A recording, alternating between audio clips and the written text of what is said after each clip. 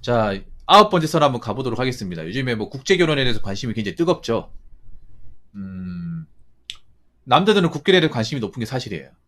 저뿐만 아니라 많은 유튜버들이 국결에 대해서 이제 이야기 다루고 있고요. 확실히 눈에 띄게 국결에 대해서 좀 관심을 가진 분이 많아졌습니다. 옛날에는 아시겠지만 국결이 보통 농촌이나 이제 어촌에 결혼 못한 노총각분들이 이제 자신들의 후손을 어떻게 좀 채우기 위해서 하는 게 국제결혼이었어요. 불과 한 10년 전만 하더라도 그랬죠. 근데 지금은 나이가 어린 사람들도 국제결혼을 많이 추진하고 있고 실제로 성사가 되는 경우도 많이 있습니다. 그리고 심지어는 대학생들도 관심을 가져요. 대학생. 옛날에는 농촌, 오촌에 있는 이제 나이 드신 노총각들의 어떤 그런 좀 관심사였으면 지금은 모든 직업군이 다 관심을 가집니다. 예. 전문직도 관심을 가지고 저번에 말씀드린 공무원도 관심을 가지고 대기업 생산직도 관심을 가지고 직업군이 굉장히 다양해졌어요. 그래서 이제는 뭐 국제결혼 자체에서 뭐 이걸 가지고 뭐 차별을 둔다거나 선입견을 가진 분들 남자들은 확실히 없어졌습니다. 확실히 국제결혼을 보는 남자들의 어떤 그런 시각은 좀 많이 달라졌어요. 이제 국결에 대해서 선입견을 가지는 이들보다 환영하거나 관심을 가지는 이들이 많아졌습니다. 굉장히 많아졌어요. 그러면 이 말은 뭐냐면 좀 다르게 말하면 여자분들한테는 좋은 게 아닙니다.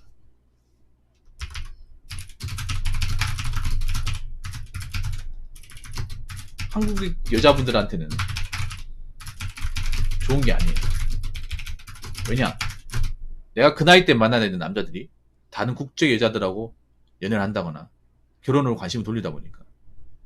그럼 여자들도 뭐 국제 결혼하면 되지 않냐고 생각하는데, 근데 남자의 국제 결혼과 여자의 국제 결혼은 좀 많이 달라요. 정말로. 왜냐하면 좀 한국에 사는 남자들이 하는 국제 결혼은 상대적으로 우리나라보다 경제적으로 약간 좀 못 사는 나라. 그런 나라 아닙니까? 우리가 알고 있는 뭐 필리핀, 그리고 베트남, 그리고 우크라이나, 러시아 이런 나라는 우리나라보다 이제 소득적으로 못 사는 나라가 맞죠? 객관적으로. 근데 한국 여자분들은 그런 못 산 나라의 어떤 남자와 결혼 안 할 거 아니에요. 유럽에 있는 남자나 이제 아니면 미국에 있는 남자랑 결혼해야 되는데 그분들은 하이퍼가미가 안 통합니다. 하이퍼가미가 안 통해. 여자가 돈을 더 써야 될까 아마. 그리고 국제결혼 하려면 한국 땅에서 정착하기 힘들어요. 우리나라의 국제결혼은 뭐 해외에서 국제결혼에 살고 있는 경우도 있지만 대부분 한국 땅에 와가지고 사는 거죠. 여자가 이제 와서 정착해서 사는 거고. 한국 여자 외국 남자의 국제결혼은 한국 땅에 정착하기 어려울 거야. 외국 남자가 한국 땅에서 직업 가지고 살아야 되는데 여자가 능력이 월등하게 좋지 않으면 못 데리고 살아요. 왜냐면 외국 남자가 뭐 한국 땅에 할 수 있는 게 뭐가 있어? 한국 남자들도 일할 수 있는 게 마땅히 없잖아. 그렇다고 뭐 한국에 뭐 쿠팡맨 한다거나 아니면 생산지 들어간다 그것도 안 되잖아요.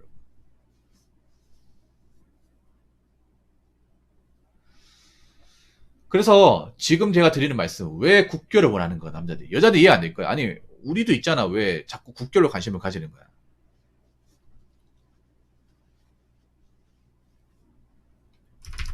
일단 첫 번째는요. 국교의 장점이 있어요. 국교만의 장점이 있습니다. 이걸 아셔야 돼요. 그러니까 한국 남녀만의 결혼이 없는 국결만의 장점이 있어요. 이거 국결을 한 사람만 알 수 있는 건데 그 부분을 말씀드리려고 해요. 일단 첫 번째는 뭐냐 하면 경제권을 여자한테 안 줘도 됩니다. 이게 중요해요. 지금 국제결혼 하신 분들의 공통점이 뭐냐 하면 아내한테 경제권을 준 사람이 거의 없어요. 그 아내분들이 아마 용돈벌이하고 아니면 밖에 나가 돈을 벌어서 보탠다거나 그런 식으로 아마 가정생활 할 겁니다. 이 한국의 결혼 문화하고 상당히 다릅니다. 이게 한국의 어떤 남녀의 결혼 문화는 대부분 여자들이 경제권을 달라고 해서 주고 남자가 용돈 받아서 나머지 돈을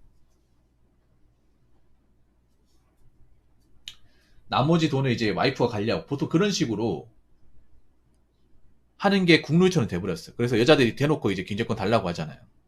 근데 그런 나라가 우리나라밖에 없어요. 요거를 얘기하면. 외국에서 국제결혼하신 분들.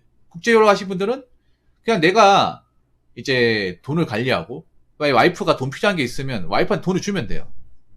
아니면 카드를 줘가지고 돈을 넣어준다거나 그렇게 해서 생활하게 하면 됩니다. 한국 여자분들이 왜 그렇게 해야 되는지 이해 못할 거예요.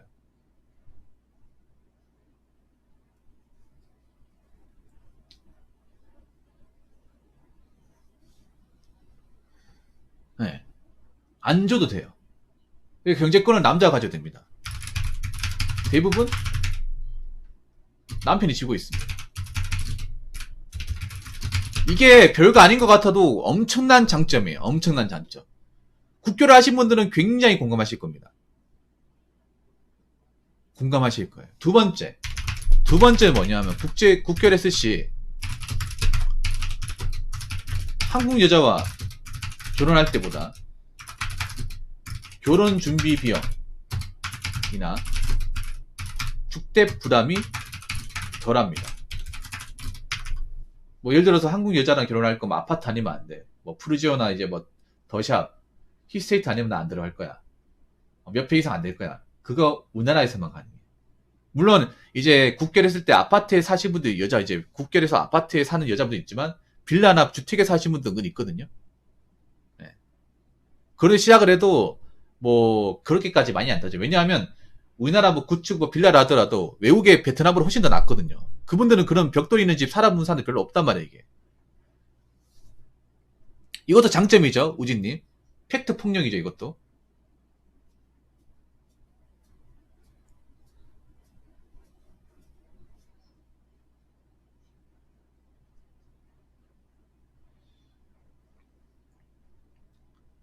우리나라는 아파트 아니면 뭐 안 들어가겠다 하시면 지금도 많잖아.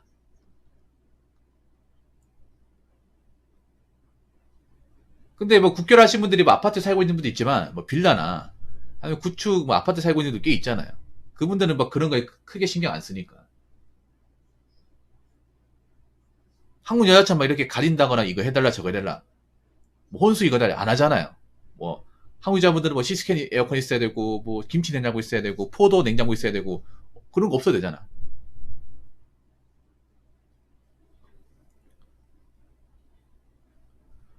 이거 확실한 장점이죠, 두 가지가. 세 번째는 뭐냐면 한국 여자들에 비해서 해초 마인드가 덜하다. 네, 이 말은 뭐냐면 한국 여자보다 경제적 의존을 적게 합니다. 특히 베트남 결혼하신 분들은 아실 거야. 베트남 여자분들이 생각보다 엄청나게 부전해요. 한국 여자들 가히 못 따라올 정도로. 이건 어디서 볼 수 있냐면 공단 같은 데 가보면 볼 수 있어요. 우리 우진님이 일하시는 질량공단이나 아니면 대구의 성서산업단지 가보면 피부색이 약간 좀 까무잡잡한 분들, 갸르막 가는 그 베트남 아가씨고 그분들이 오토바이 타거나 아니면 카풀로 출퇴근하는 거 쉽게 볼 수 있어요. 남편하고 나이 차이 꽤 많아 보여. 찌순가고 그냥 훨씬 넘어 보이는데 약간 얼핏 보면 삼촌하고 조카뻘 되는데 부부예요. 부부인데 그분들이 아침에 출퇴근하는 카풀에 출퇴근하는 거 쉽게 볼 수 있어요. 아니면 자전거 타고 출퇴근한다거나 공단 같은 데면 쉽게 볼 수 있거든요. 한국 여자분들 자전거 타고 출퇴근하는 게 거의 없어요.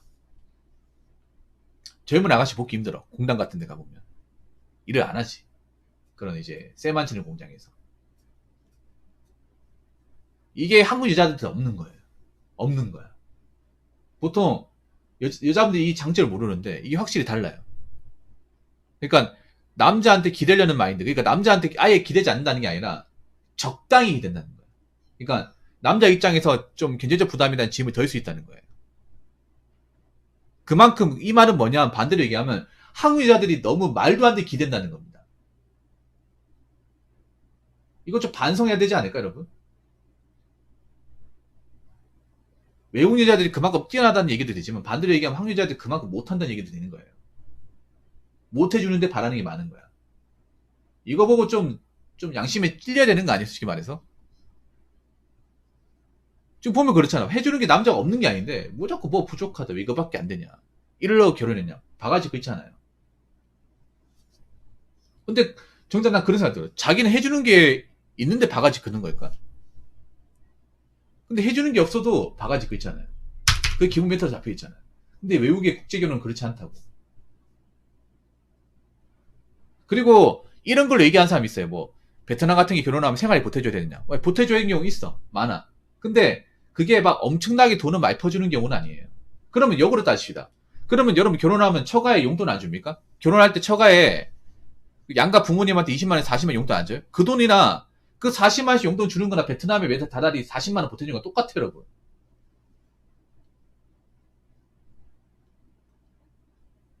그렇게 따지면.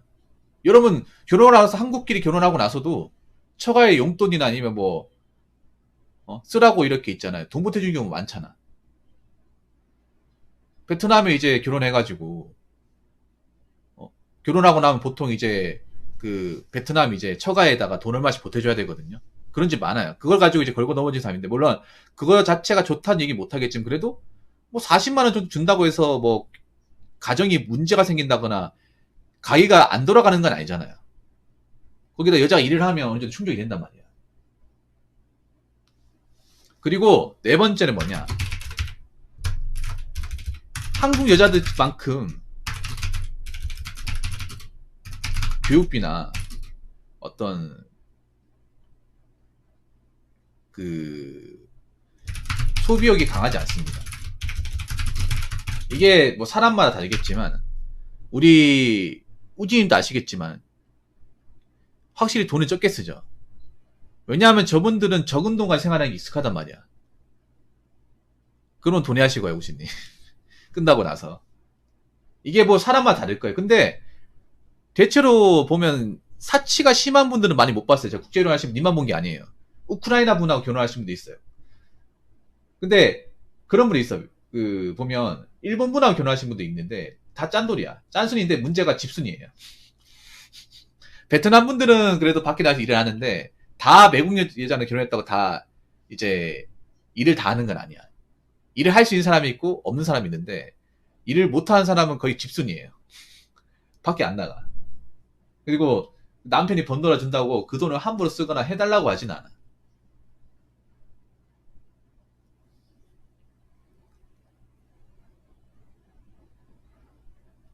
그럼 반대로 얘기하면 한국 여자들이 그만큼 결혼하고 나서도 이것저것 많이 바라고 돈을 많이 쓴다는 말이 되는 거예요. 그래서 결혼하고 나서 큰 돈이 안 됐고 우리나라처럼 왜 국제결혼 하시면 아시겠지만 교육비에 막 그렇게 엄청나게 많이 부담 안 하잖아.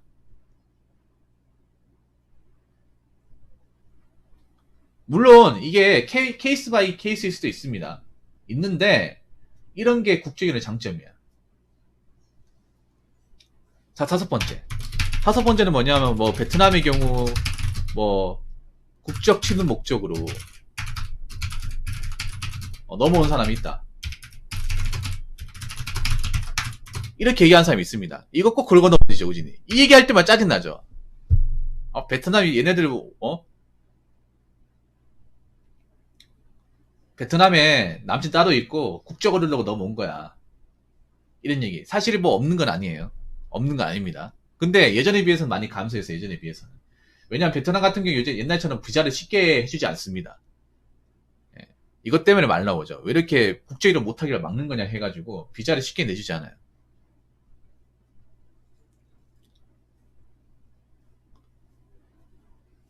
이 경우는 뭐냐 하면 예전에 비해서는 좀 덜해요. 예전에는 좀 많았어. 예전에 비해서는 좀 덜하고 비자 취득 조건이 까다로워졌어요. 네. 그래서 예전보다는 확실히 덜할 겁니다. 덜하고 그리고 한 가지 더 말씀드리면 설령 그러니까 설령 이혼해도 네. 국외 유출 문제 때문에 국외 자본 유출 문제 때문에 네, 우리나라 이혼 재산 분할 제도가 적용되지 않습니다. 이거 잘 모르는 분들이 있는데 우리나라끼리 결혼하면 아시겠지만 재산 분할 되는데 국제 결혼은 좀 얘기가 틀려요. 국제에서 만약에 날랐다 도망갔다고 하면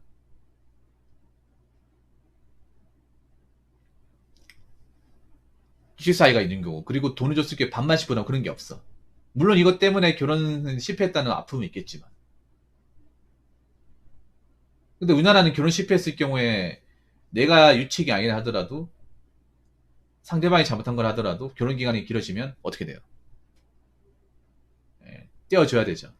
위자료까지 줘야 되죠.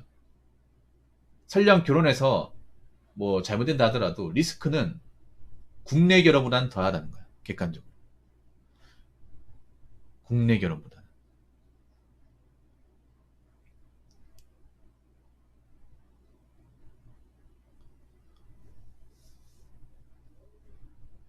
그리고 여러분들 보면 국택 베트남 결혼했을 때 도망가거나 이혼 가는 사례 보면 보통 남자가 못했어요. 남자가 대부분.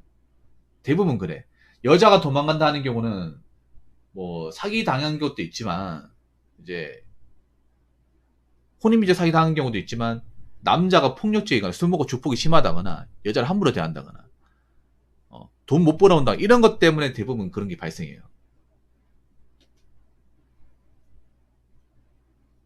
그런 것 때문에. 그래서 이게 좀 와전되긴 했어. 예. 아무튼 이런 장점이 있어요. 이런 확실한 장점. 그렇기 때문에 지금 국결을 막기 힘들 거예요. 나라에서 어떻게 뭐 국결에 대해서 오히려 장려를 하지 막기는 힘들 겁니다. 우리나라는 지금 국결을 해야 되는 게 맞아요. 어떻게 보면. 국제적으로. 왜냐하면 국내의 어떤 남녀만 가지고 결혼 문제 해결 못합니다. 이르러 갔을 때 정말 심각해져요. 그렇기 때문에 국결을 좀 완화시키는 쪽으로 가야 되지 않을까 생각을 합니다. 그리고 하나 더 얘기하자면 한국 남녀 이혼율보다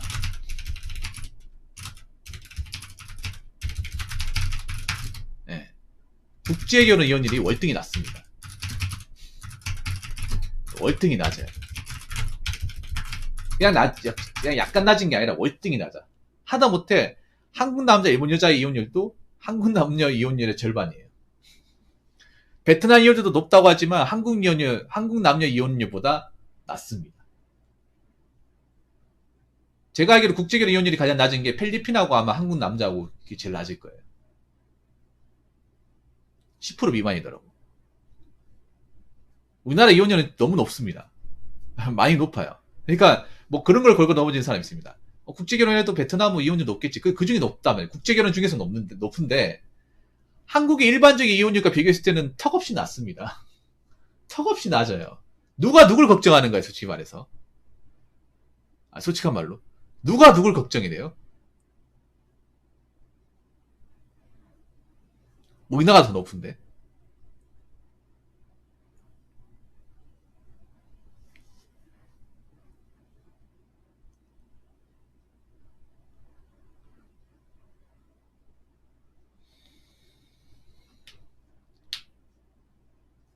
그래서 이런 여러 가지 이유 때문에 지금 국제 결혼을 원하는 분들이 많아지는 거예요. 남들도 이 부분을 알았으면 좋겠어요. 이 부분을 모르는 분도 있을 겁니다. 이 썰을 풀면서 내가 이거 몰랐는데 라는 부분 분명히 있을 겁니다. 알고 이제 얘기만 들었지 이 부분에 대해서 구체적으로 설명 못 들었을 거예요. 이번에 아시면 좋을 거예요. 이거 국제 결혼을 하시는 분들이 실제로 경험하고 있는 상황입니다. 물론 앞으로 이제 커지고 나면 또 어떻게 될지 모르겠지만 지금 현재는 그렇습니다. 네. 아무튼 많은 국제 결혼 하신 분들 댓글 좀 많이 부탁드리겠습니다. 자, 이상으로 9번째 썰 마치도록 하겠습니다.